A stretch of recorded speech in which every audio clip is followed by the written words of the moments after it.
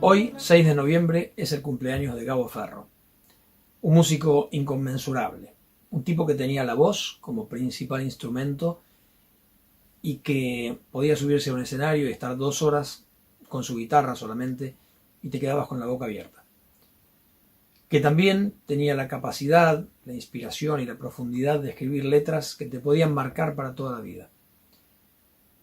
Me gusta usar este pequeño espacio para hacerle un pequeño homenaje y para contar una anécdota del mastering del primer disco en el que trabajamos juntos, Boca Arriba,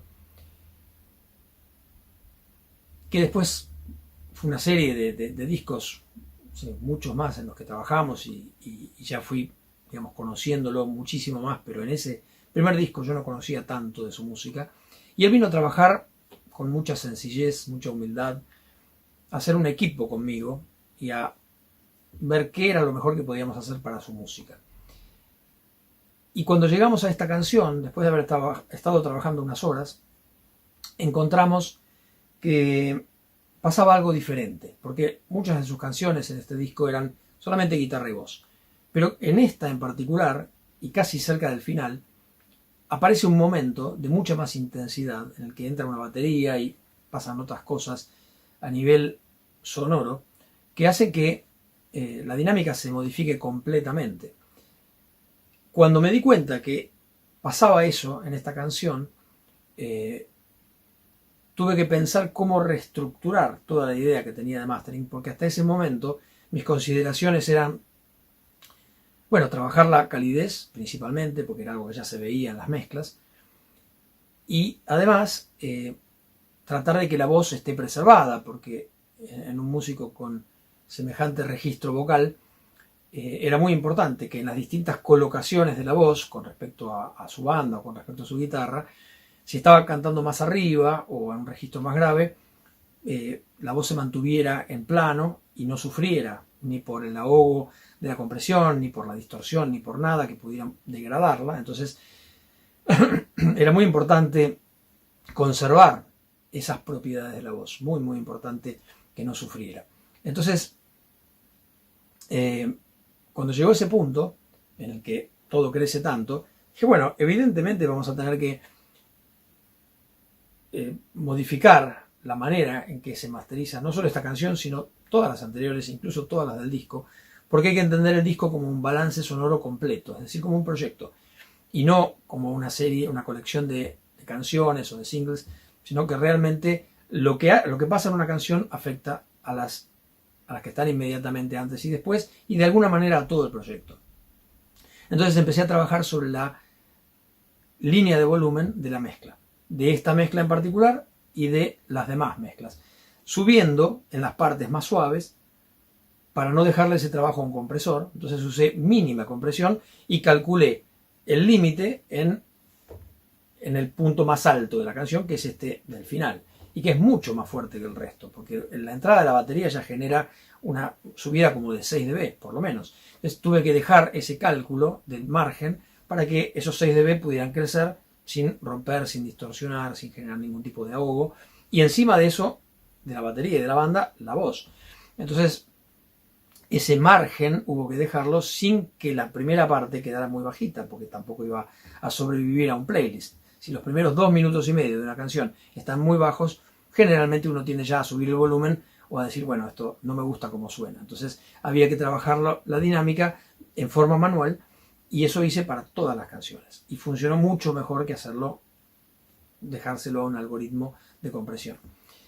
Y al terminar de plantear el sonido de esta canción, no solo por el tamaño conseguido, ¿no?, en cuanto a digamos, la dimensión de la imagen estéreo, la profundidad de graves, la calidez de la parte aguda del espectro también, yo sentí que él había incorporado ese sonido como un sonido nuevo para él. Me miró y me dijo, por fin entendí para qué sirve el mastering.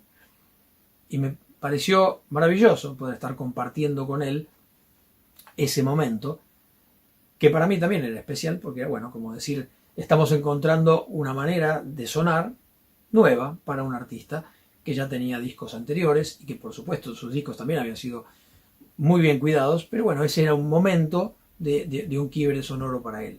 Entonces pareció significativo y lo quería compartir. Y a partir de ese momento, todos sus discos fueron tratados de la misma manera, poniendo en principal cuidado la voz, como primera prioridad, cosa que pasa mucho con los grandes cantantes, y por supuesto la calidez. Pero para lograr que la voz esté siempre en un plano digno, que no sea afectado por la compresión, hay que trabajar la estructura de ganancia de la cadena de mastering en forma manual. Es decir, quizá podemos aplicar una cadena de mastering similar a lo largo de toda una canción o de todo un disco si queremos, pero definitivamente hay que empezar por retocar la línea de volumen a mano en cada una de las mezclas para que subsista a esa cadena de mastering sin ahogarse, sin quedar demasiado fuerte y sin generar ningún tipo de distorsión. Así que bueno, vamos a ver un ejemplo en el que pasa exactamente eso, que es un disco muy posterior de Gabo, que empieza sonando mucho más suave y en algún momento se pone como más intenso, y esa intensidad y esa colocación de la voz diferente, sin embargo, resisten la compresión perfectamente.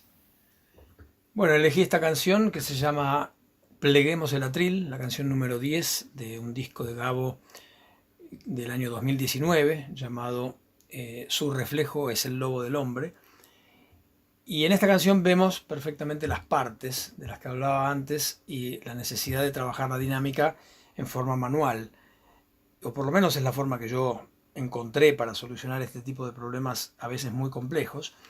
Insisto, cuando la voz es tan prioritaria y tiene que estar cuidada por encima de todo, sin tampoco tapar al resto, pero es muy importante que la voz conserve su dinámica propia e independientemente del registro en el que está cantando, poder tener buena presencia e integrarse con el resto.